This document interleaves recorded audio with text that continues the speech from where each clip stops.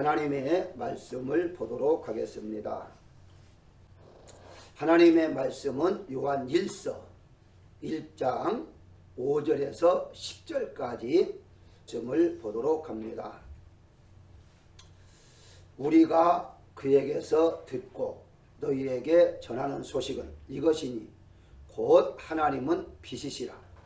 그에게는 어두움이 조금도 없으시다는 것이니라.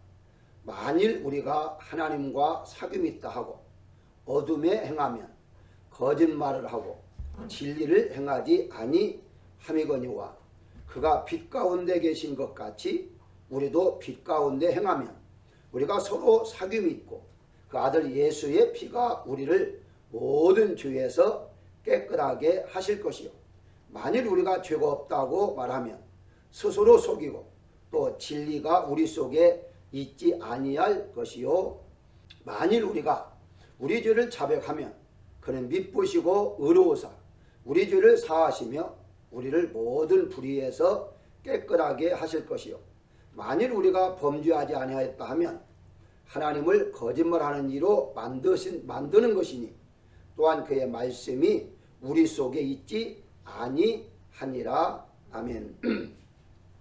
오늘의 제목은 말씀의 역사라는 제목으로 말씀을 드리고자 합니다.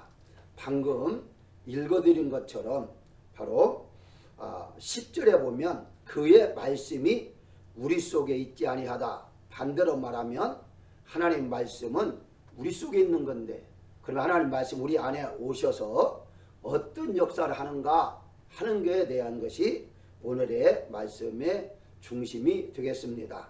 그래서 정확하게 데살로니가전서 2장 13절에 우리가 하나님께 끊임없이 감사함은 너희가 우리에게 들은 바 하나님의 말씀을 받을 때에 사람의 말로 받지 아니하고 하나님의 말씀으로 받음이니 진실로 그러하도다.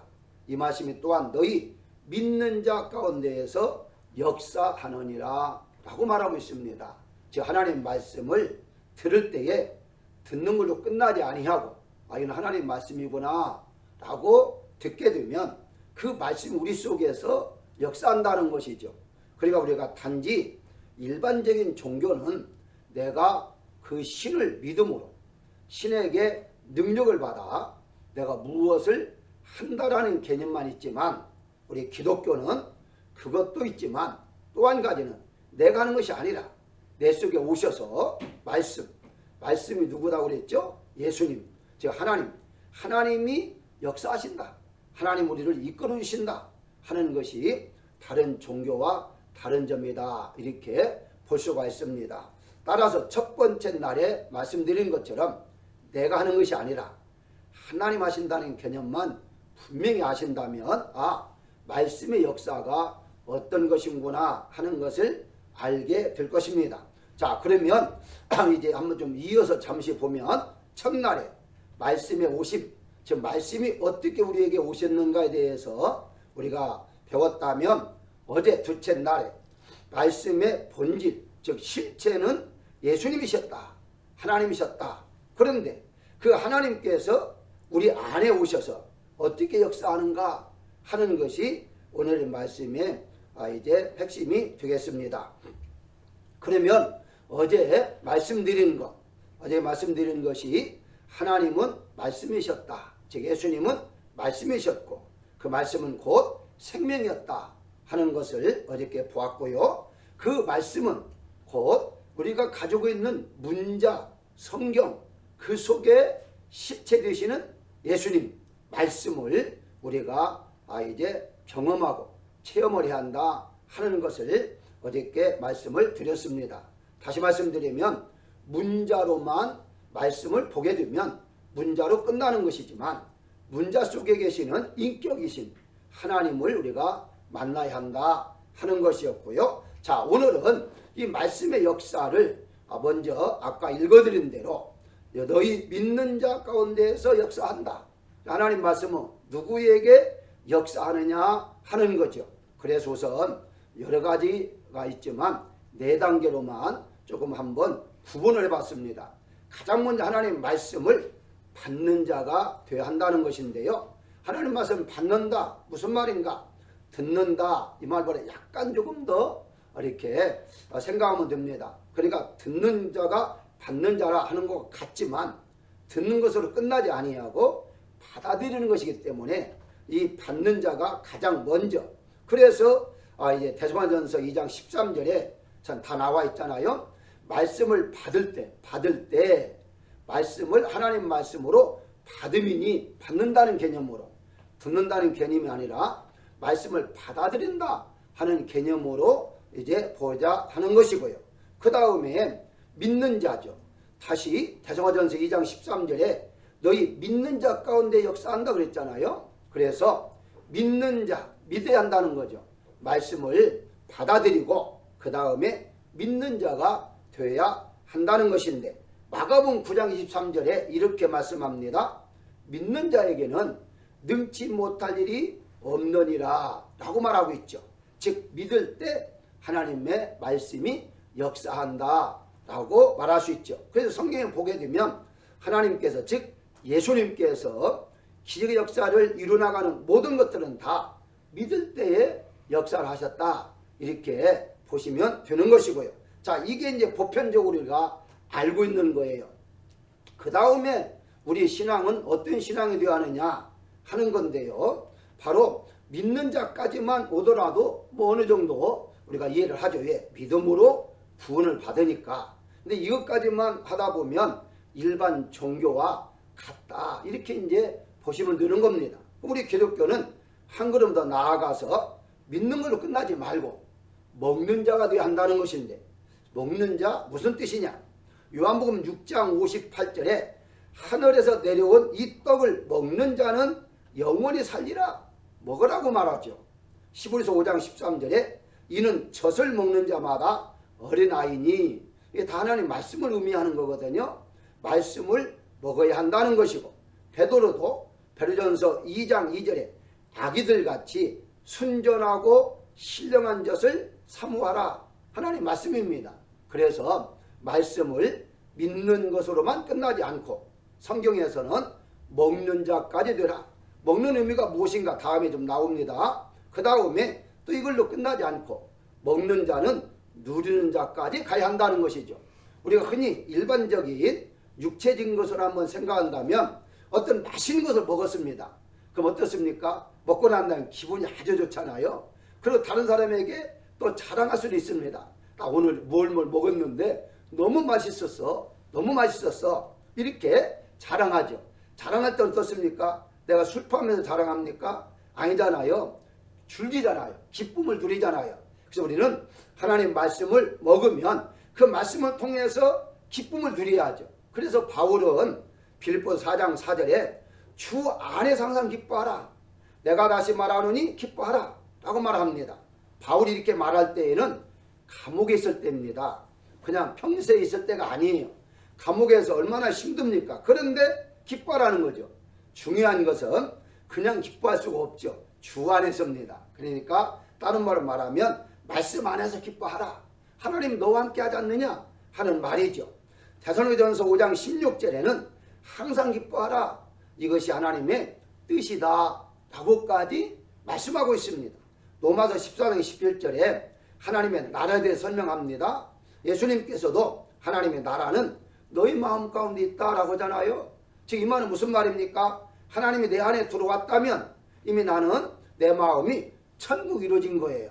그 이 천국은 지상천국을, 내 마음의 심령천국을 의미하죠. 자, 그런데 하나님의 나라는 어떻게 말합니까? 먹는 것과 마시는 것이 아니요 오직 성령 안에서 의와 평강과 희락이라 하잖아요. 자, 평강, 희락 다 우리가 누리는 거죠. 기뻐하는 거죠. 그래서 이 단계는 간단하게 설명했습니다만 우리 하나님 말씀의 역사는 우선 받게 하고 그리고 믿게 하고 먹게 하고 누리게 한다. 이렇게 말씀을 드릴 수가 있어요. 이 단계를 통해서 정말 우리가 은혜 충만히 받으면 어떤 현상이 일어나죠? 기뻐하잖아요. 즐거워하잖아요. 만족하잖아요. 평안을 누리잖아요. 그 단계까지 우리가 가야 하는데 이 단계에 못 가게 되면 율법에 매여가지고 늘 무엇을 해야 한다, 지켜야 한다, 율법에 매다 보니까 하나님의 말씀을 먹는 자까지도 가지 못하고 믿는 자로서 무엇을 믿을 것인가, 구약을 믿을 것인가, 신약을 믿을 것인가, 이런 식으로 계속해서 논쟁만 가지고 있는 그런 사람들도 덜 있다는 것인데, 우리는 믿는 자로 끝나지 말고 믿는 자가 역사한다고 했습니다만은 그것도 중요합니다. 그러나 조금 더 깊은 신앙생활을 해야 한다는 것이고요. 자, 그 다음에 이걸 조금 더 달리 한번 제가 해석해 드리고자 합니다. 자, 그렇다면 내 자신을 한번 살펴봐야 한다는 거죠.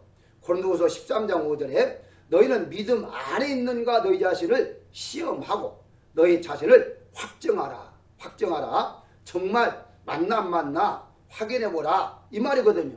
뭘?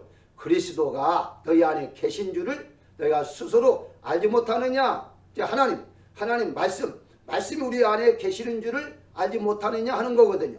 만약에 그걸 확신하지 못하면 너희는 버림받은 자다, 이렇게 말하죠. 그러니까 우리가 일반적으로 하나님은 멀리 계시는, 하늘에 계시는 하나님, 그 하나님 내가 믿는다는 그 차원이 아니에요. 그 하나님께 우리 안에 오셨어요. 그 오신 것을 우리가 느끼고 살아간다는 거죠. 만약 그걸 못 느끼면 너희는 버림받은 자다. 다른 말로 심히 말하면요, 구원받지 못한다는 말과 같거든요. 이 말은 제가 조심스럽게 하는 이유가 있습니다. 대부분의 분들은 그냥 믿기만 하면 구원받는데 무슨 말이냐, 이렇게 또 신학적으로 따진 사람이 있기 때문에 조심스럽게 말하지만 고린도후서 13장 5절에 분명히 말했습니다. 너희 안에 예수님이 계신 줄을 모르면 너희 버림받은 자다, 구원 못 받은 거다, 이 분명히 말씀하고 있잖아요. 그러니까 우리가 단지 믿음으로 구원받는다 하는 것만 너무 강조하지 말고, 믿을 때 성령이 임한다고 그랬잖아요. 믿을 때 말씀이 내 안에서 역사한다고 했잖아요. 그러니까 믿으면 반드시 하나님이 내 안에 오신다 하는 것까지 우리가 이제 알아야 한다는 것이고, 자, 그러면 여기에 이제 또 다시 받는 자 뭐죠? 청종, 믿는 자 추종, 먹는 자 순종, 누림 자 수종. 수종이라는 말은 받들어 섬긴다 하는 것인데, 자, 여기에서 조금 더 성경적으로 이제 해석해 보겠습니다. 받는 자는 요한복음 12장 48절에 내 말을 받지 아니하는 자는 심판할 리가 있으니, 하나님 말씀을 받지 아니하면 심판한다. 하나님 말씀을 받지 않으면 구원이 없다 하는 말과 같거든요. 사도행전 17장 11절에 간절한 마음으로 하나님을 받고 라고 말하잖아요. 하나님 말씀을 받아들여야 한다는 거예요. 그리고 두 번째, 믿는 자는 로마서 1장 16절에 이 복음은 모든 믿는 자에게 구원을 주시는 하나님의 능력이 됨이라 그래요. 믿을 때에 구원이 이루어진다 하는 말씀이죠. 그래서 베드로전서 1장 9절에도 믿음의 결국 곧 영원의 구원을 받음이라 라고 분명히 말하잖아요. 그리고 이제 먹는 자, 아까 설명드렸습니다. 그 먹는 자는 어떤 단계냐 라고 했을 때 이걸 가리켜서 사귐이라 그래요. 성경에 사귐을 교제, 교통이라고 말씀하고 있는데요. 이건 서로 알고 교제를 나누는 거예요. 그래서 우리가 일반적으로 세상에서 그러잖아요. 누구와 이제 사귀려면 점심 한번 먹자, 식사 한번 하자 이러잖아요. 이건 뭘 말하죠? 교제를 나누는 거예요. 왜 가족 식구들이 가족이냐 할 때에 항상 그 식구라는 말이 뭐예요? 식구. 그게 바로 함께 식사한다는 거예요. 식사한다는 게 식구예요. 그래서 식구, 가족이란 함께 음식을 나눠 먹는 거거든요. 그러니까 다른 사람과 음식을 나눠 먹는다 하는 말은 서로 사귄다, 교제한다 이렇게 말할 수가 있죠. 그래서 예수님께서도 요한복음 6장 11절에 떡을 가져 축사하신 후에 앉아있는 자에 나눠주시고 물고기도 그렇게 그들의 원대로 주시니라 라고 말하고 있습니다. 뭘 말하죠? 이렇게 함께 식사를 나누는 것이 종종 있었잖아요. 그걸 뭘 말하죠? 먹는 자, 사귀는 단계다 이 말이고요. 마지막 누리는 단계는 무엇이냐? 예수님이 하나님이라고 그랬잖아요. 이것은 동락한다. 동거란 말은 함께 사는 것, 동락, 함께 기쁨을 누리는 것. 여러분 이걸 아십니까? 내가 기뻐할 때에 하나님도 기뻐하신다는 것, 내가 슬플 때에 하나님도 슬퍼하신다는 것. 이게 바로 이제 동거동락이에요. 예를 들어서 여러분들이 한 가족에서 한 식구가 함께 살면서 그중 하나가 슬퍼하면은 가만히 있습니까? 이유가 무엇인가? 함께 슬퍼할 수 있는 게 식구, 가족이잖아요. 기뻐하면은 함께 기뻐하는 것이 가족이잖아요. 그러니까 결국 누림의 단계에서 나의 그 마음의 감정에 따라 하나님도 함께 하신다. 이렇게 말씀을 드릴 수가 있는 거예요. 자, 그래서 이것을 조금 더 말씀의 역사를 이해를 돕기 위해서 일반적인 거, 건강에 대해서 한번 잠시 말씀을 드리고자 합니다. 우리가 건강하기 위해서 뭘 먹잖아요. 먹고 하는데 그걸 한번 잠시 보면 밑에 보충제, 이걸 보조식품이라 그래요. 식품으로 따지면 보조식품이 보충제예요. 그리고 그 다음에 영양제, 보충제부터 한번 볼까요? 건강에 도움이 된다고 알려져 있는 것으로 공적 기관에서는 입증이 되지 않는 것을 말한다. 민간요법이에요. 예를 들어서 뭘 먹으면 좋다더라, 뭘 먹으면 좋다더라. 이것은 보조식품이에요. 이게 보충제예요. 그러니까 우리가 보충제는 치료제가 절대 아닙니다. 그냥 음식이 어떤 걸 먹을 때 모자랐을 때에 보충해 주는 거, 말 그대로 보충제예요. 그 다음에 이제 영양제가 있잖아요. 우리가 영양제를 먹어라 하잖아요.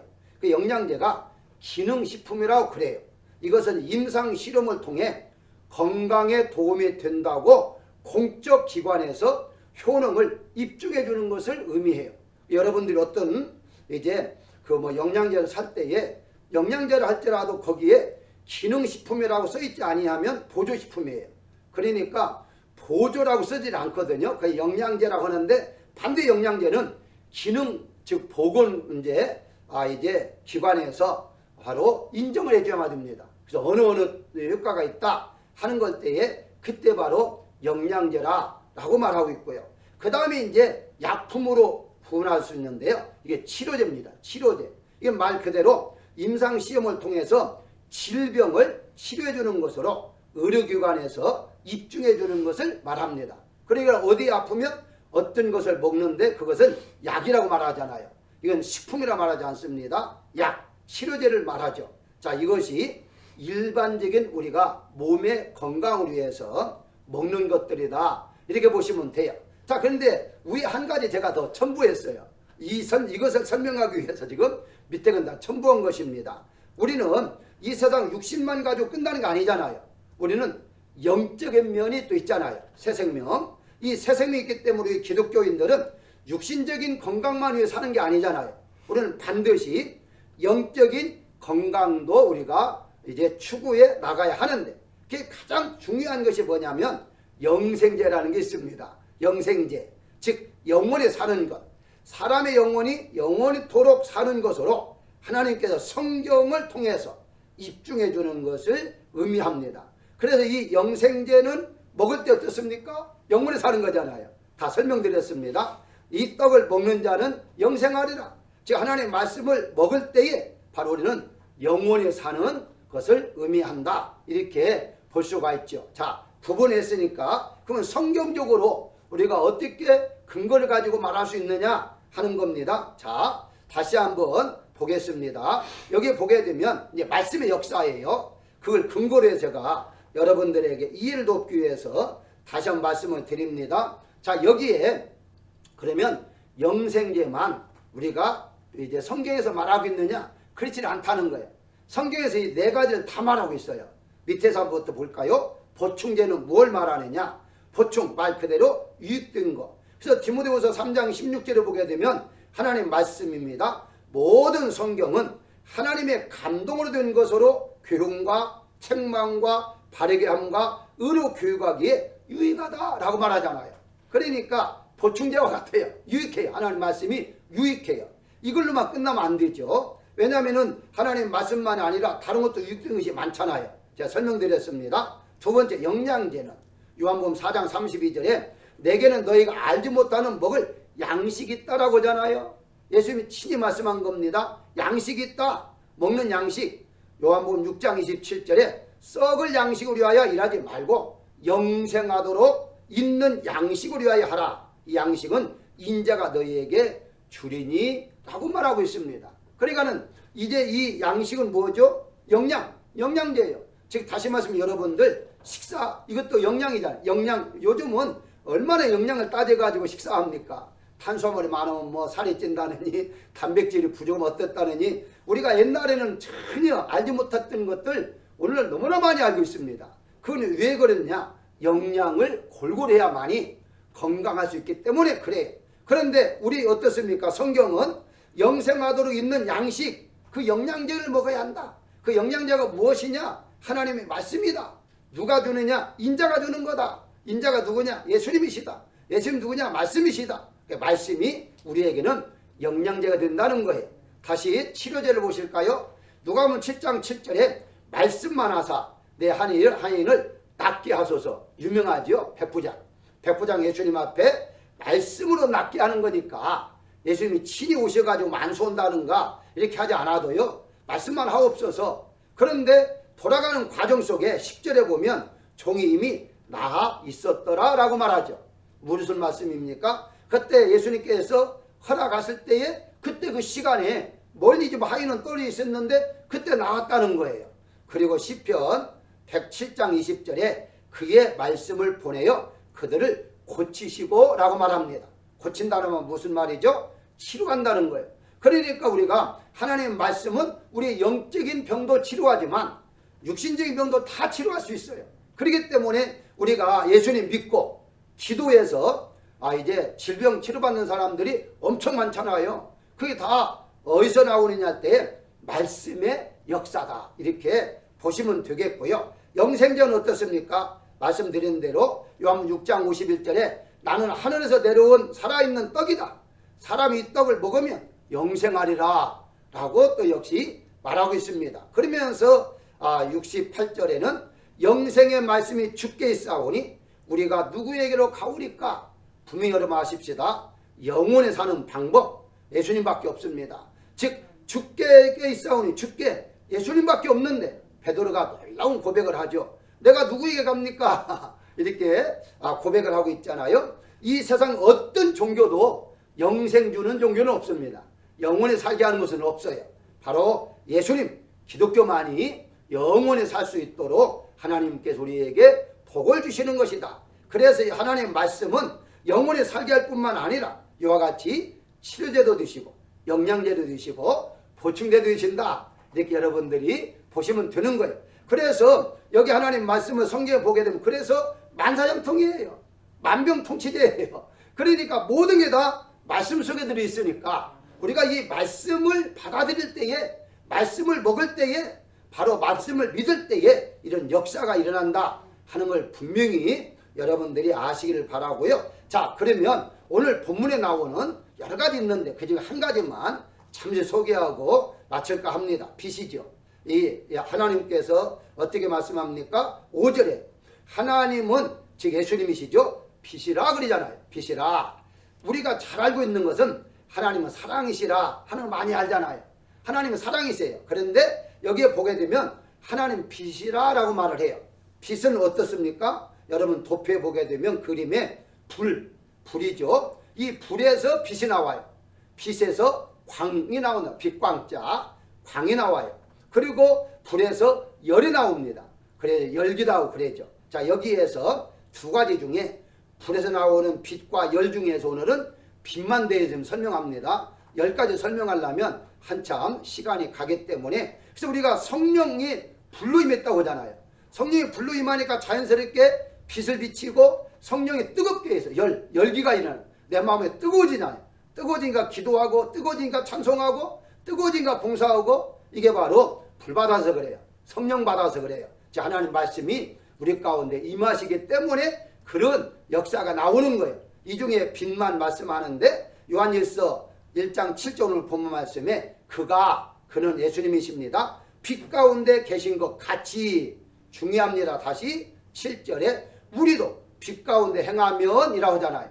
우리가 빛 가운데 행해야 한다. 예수님만 있어야 한다. 말씀 안에서 행해야 한다. 이 말과 같습니다. 자, 그러면 예수님은 간단하게 한번 더 보도록 할까요? 예수님 빛이에요. 빛은 뭐라고 했습니까? 생명이 있다고 그랬어요. 그래서 빛의 열매가 있죠. 빛의 열매가 있는데 빛의 열매는 어떻습니까? 에베소 5장 9절에 빛의 열매는 그러잖아요. 그러니까 즉 하나님의 말씀이 내 안에 있으면 나타나는 열매가 있다는 거예요. 열매. 성령 열매가 9가지가 있는 것처럼 열매가 있어요. 그게 3가지죠. 착함과 의로움과 진실. 착하다는 말은 선이다는 말과 같습니다. 자, 그러면 반대로 보자는 거죠. 여기에서 반대의 개념이 무엇이냐? 어두움도 열매가 있다는 거예요. 어둠 열매가 있는데 어둠은 누구죠? 사망이고, 사망을 다스리는 자가 사단이라는 거죠. 그림에 나오는 대로 이게 이 여자가 좀 뿔이 좀 달렸는데 이제 사단의 종이다, 한마디 죄의 종이다 하는 의미로 좀 뿔을 조금 이렇게 좀 표현을 해왔습니다만은 어둠의 일이죠. 어둠의 일은 뭡니까? 반대로 보시면 돼요. 선함이 반대는 악함이잖아요. 그리고 이 의로움이 정의가 불이죠. 진리, 진실, 진리가 반대는 거짓이죠. 그래서 다시 에베소 5장 11절에 열매 없는 어두운 일에 참여하지 말고라는 이 열매 없는 이란 말이 3가지. 착함과 의로움과 진실은 그 열매 없는 것이 바로 어둠의 일에 참여하는 것이다. 그러니까 이런 것이 나오지 아니하면은 너는 어둠 속에 살고 있다 이 말이에요. 그러면서 도리어 책망하라 라고 말하죠. 이 책망하는 단어가 아주 중요합니다. 자, 그러면 한 번 더 지나가십시다. 빛의 역사가 어떻게 우리에게 임해서 열매를 맺게 하느냐 하는 거예요. 요한복음 8장 44절에 너희는 너희 아비 마귀에서 났다. 마귀종이잖아요. 하나님 믿지 아니하면. 그러니까 우리가 예수님 믿기 전에는 마귀의 자녀들이었어요. 마귀의 이제 유혹에 이제 따라 쫓아다니면서 우리가 죄를 범한 자죠. 자, 여기에 보게 되면 살인자요, 진리가 속이 없다, 거짓을 말한다, 거짓이 아비가 되었다. 반대잖아요. 진리의 반대가 거짓이잖아요. 진리가 없으면 거짓이 나올 수밖에 없어요. 빛의 역사가 어떻게 하는가 그림을 한번 잠시 볼까요? 가장 첫 번째 그림이 어둠의 모습이에요. 이건 예수님 믿기 전, 예수님 안 믿는 자들은 아까 말씀드렸어요. 악함과 불의와 거짓으로 가득 차 있어요. 이 악함이 무엇인가, 불의가 무엇인가, 거짓이 무엇인가 이거 다 설명을 해야지만 새벽기도이기 때문에 이것만 조금 알고 지나갑시다. 자, 이런 모습에서 지금 2번째 그림에는 빛이 비춰지죠. 우리 마음속에 빛이 비친다는 말은 예수님 오신다는 말이요, 말씀이 우리 안에 오신다 그 말입니다. 자, 말씀으로 오시는 예수님께서 빛을 비치니까 어둠이 물러갔다고 했잖아요. 그 빛이 비칠 때에 어둠은 물러가는데 어둠이 무엇이었어요? 악함과 불의와 거짓이었죠. 그래서 물러가잖아요. 물러가는 모습을 지금 제가 이렇게 가위표로 표시를 했습니다. 그러고 난 다음에 바꿔졌죠. 우리의 마음은 바꿔졌습니다. 3번째 그림에 빛의 열매죠. 열매가 맺어지는데 그게 바로 착함과 정의와, 정의는 아까 의로움이에요. 정의와 진실, 진리죠. 진실은 진리입니다. 원어에 다 나와 있어요. 자, 그렇다면 결과서는 어두움은 사라지고 빛의 열매를 우리가 맺어가는 것이다. 그러니까 여러분들이 사람들에게 적어도 저분은 착한 분이야, 저분은 참으로 의로운 분이야, 바른 분이야, 저분은 진실한 분이야, 이런 소리를 듣고 산다면 이분은 빛의 열매 맺은 사람이에요. 이분은 인정받는 사람이에요. 적어도 우리가 믿는 사람이라면 이 정도는 듣고 살아야 한다. 만약에 하나님을 잘 믿는다 하는데 저 사람 악한 사람이야, 이 소리를 들었다면 아직 어둠이 있다는 거예요. 어둠이 남아있기 때문에 저 사람 악한 사람이야. 그런데 예수를 믿는데 이런 비난을 받을 수도 있다. 이렇게 이제 보시면 되는 것입니다. 자, 그러면 결론으로 말씀을 드릴까 합니다. 너무 짧은 시간이기 때문에 자세히 설명을 못 드린다 할지라도 이제 새벽 기도가 중요한 것이니까 이 말씀 붙잡고 여러분들이 기도하시면 되는 거예요. 결론이 뭐냐? 로마서 10장 17절에 그러므로 믿음은 들음에서 나고, 하나님 말씀을 자꾸 들어야만 돼요. 들어야 바로 그렇구나 이해하면서 믿음이 성장해요. 들음은 그리스도의 말씀으로 말미암다. 이게 중요하거든요. 모든 걸 다 들을 때 믿음이 생기는 게 아니에요. 세상 소리 들으면 세상 걸 알게 되잖아요. 그래서 들음에서 나는데 그 들음은 뭐냐? 하나님의 말씀이라는 거예요. 말씀을 들을 때 믿음이 생기지 다른 것을 들어봤자 믿음이 생기지 않는다는 거예요. 그 하나님 말씀을 잘 들으면 들을수록 믿음은 성장한다. 이렇게 보시면 되겠고요. 신명기 30장 11절이 아주 중요한 말씀입니다. 내가 오늘날 내게 명한 이 명령은 내게 어려운 것도 아니요 먼 것도 아니다. 14절에 오직 그 말씀이 내게 매우 가까워서 내 입에 있으며 내 마음에 있은즉 내가 이를 행할 수 있느니라. 아주 이거 꼭 기억하세요. 여러분들이 이 구절을 기억하세요. 어떤 분들은 이렇게 말을 해요. 하나님 말씀이 어려워서 믿지 못하겠다. 어려우니까 순종하지 못한다. 어려우니까 내가 그대로 행하지 못한다. 이런 말을 하고 있는 분들이 가끔씩 있는데요. 어떻게 말하고 있습니까? 절대 어려운 것이 아니다는 거예요. 하나님 말씀이 어려운 것이 아니다는 거예요. 근데 왜 어렵다고 하느냐? 믿음이 없었기 때문에 순종하지 못하는 것이지 말씀이 어려우니까 순종하지 못한다 하는 것이 아니다는 거예요. 그래서 말씀을 이 말씀 모르는 사람이 이렇게 말을 해요.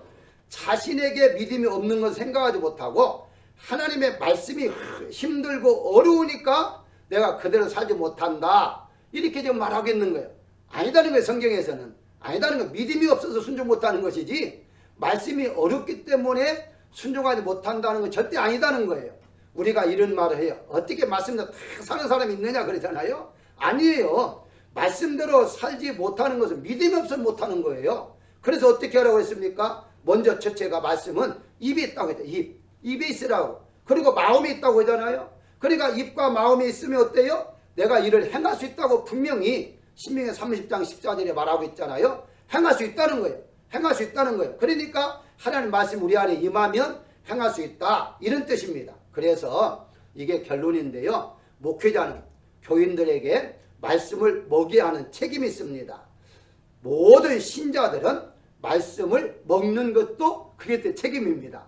그래서 성경에 베드로가 다른 목회자들에게 바로 이런 말을 해요. 베드로전서 5장 2절에 하나님의 양물을 치라 그래요. 치라. 양을 치라는 말은 먹이라는 말과 같은데요. 왜 이런 단어를 사용했을까요? 예수님께 베드로에게 3번 말하잖아요. 내 양을 먹이라, 내 양을 치라, 그 다음에 내 양을 먹이라 그러잖아요. 그게 같은 단어인데 바로 이 같은 단어들이 물론 원문에 약간 달라요. 근데 제가 말하고자 하는 것은 요한복음 21장 16절에 양을 치라라는 말이 있어요. 치라. 치라는 말이 바로 베드로전서 5장 2절에 말한 하나님 양 무리를 치라는 말과 같아요. 근데 똑같은 단어가 또 한 번 여러 번 있지만 그 중에 바울도 말을 해요. 사도행전 20장 28절에 교회를 치라. 교회란 말은 양입니다. 교회를 치라는 단어와 같이 사용을 해요.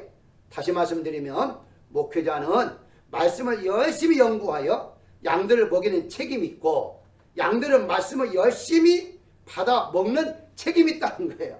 그러니까 열심히 준비했는데 안 받아들이면 그 사람이 문제죠. 목회자 문제가 아닙니다. 반대로 목회자가 열심히 말씀을 연구하지 아니하면 바로 목회자가 책임이에요. 그러니까 우리는 이 하나님의 말씀을 은혜를 받기 위해서는 목회자도 열심히 연구하고 목회자도 먼저 먹어야 하잖아요. 여러분 음식을 만드는 사람이 먼저 맛을 보잖아요. 맛을 보고 아 맛있구나. 그때에 음식을 제공하지 맛이 없으면 제공하지 않잖아요. 마찬가지로 목회자는 이렇게 열심히 연구하고 연구해서 여러분들에게 드릴 때에 여러분들은 소홀히 생각하지 마시고 이 말씀이 참 귀한 말씀이다 생각하고 다 받아들이시고 또 믿으시고 그 말씀을 먹으시고 그 말씀을 통해서 기뻐하고 즐거워하는 누림의 그런 단계 속에 사시기를 주의 이름으로 축원합니다. 오늘도 하나님 여러분 함께 하실 것이고 하나님 말씀이 여러분들 속에서 역사하실 것입니다. 오늘도 승리하는 하루가 되시기를 주의 이름으로 축원합니다.